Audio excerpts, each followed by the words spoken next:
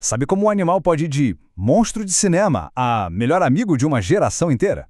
É exatamente isso que a gente vai desconstruir hoje. Vamos ver como Hollywood moldou totalmente a nossa percepção sobre as orcas e como isso trouxe consequências bem reais para esses gigantes do oceano. Pois é, por muito tempo, o cinema mostrou dois lados completamente diferentes do maior predador dos oceanos. De um lado o monstro, do outro o amigo. Mas afinal, qual é a história real por trás de toda essa ficção que a gente viu nas telonas? E olha só, esses dois filmes aqui são um retrato perfeito dessa briga de narrativas. De um lado, puro terror. Do outro, uma história de amizade.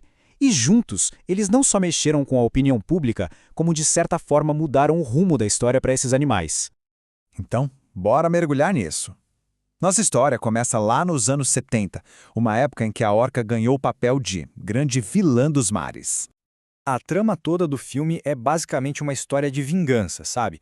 Uma orca macho vai atrás de um pescador que, sem querer, acaba matando a parceira dele que estava grávida. E para construir essa história, o filme usa uma tática muito poderosa. O tal do antropomorfismo. Basicamente, ele dá emoções que são totalmente humanas para a orca, tipo luto, e até uma suposta tentativa de suicídio. Tudo isso para justificar a sede de vingança dela. E presta atenção nesse close-up no olho da orca. Isso é uma técnica de cinema clássica, né? É pra gente se conectar com a raiva do animal, pra sentir na pele o ódio dele. E funciona. Consolida de vez o papel dele como um monstro em busca de vingança. E o mais complicado, né? É que o filme coloca uma cientista na história para meio que validar tudo isso, para dizer que aquelas interpretações são reais. Isso acaba dando um ar de credibilidade para ideias que, na verdade, não têm base científica nenhuma. Beleza? Agora a gente avança 16 anos no tempo e Hollywood simplesmente vira o jogo de cabeça para baixo. Com Free Willy, a orca deixa de ser um monstro para se tornar uma companheira leal, cheia de empatia. O filme cria aquele laço super forte e emocionante entre o animal e um garoto. E o filme foi tão eficaz que ele praticamente promoveu a orca à espécie bandeira.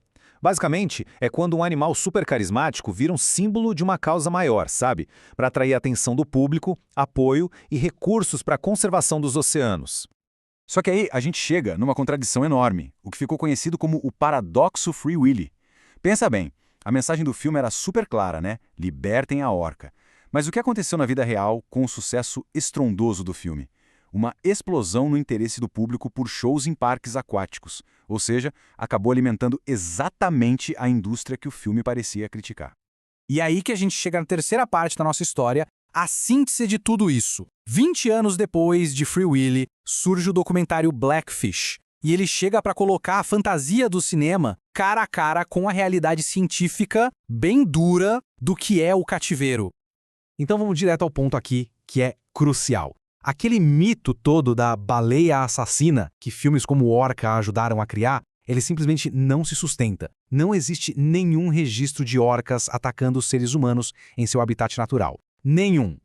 Blackfish escancarou os danos gravíssimos que o cativeiro causa, tanto físicos quanto psicológicos. A gente está falando de desgaste severo nos dentes, porque elas ficam roendo o concreto dos tanques, da famosa barbatana dorsal caída, algo super raro na natureza, e de um estresse psicológico que pode levar à agressividade. Ou seja, a agressividade não é um instinto assassino, mas uma consequência das condições do cativeiro. No fim das contas, esses retratos do cinema, seja de monstro ou de amigo, nos mostram uma coisa muito importante. As histórias que a gente conta têm sim um impacto real, poderoso e duradouro no mundo. Fica claro, então, que a realidade das orcas é bem mais complexa do que esses papéis de herói ou de vilão que o cinema criou para elas, né? A gente viu como essas representações podem tanto gerar medo quanto empatia, e isso influencia diretamente os esforços de conservação e todo o debate ético sobre o cativeiro. O que nos leva a uma questão final.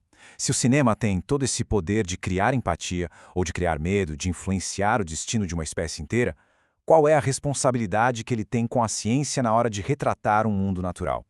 É algo para a gente pensar, né?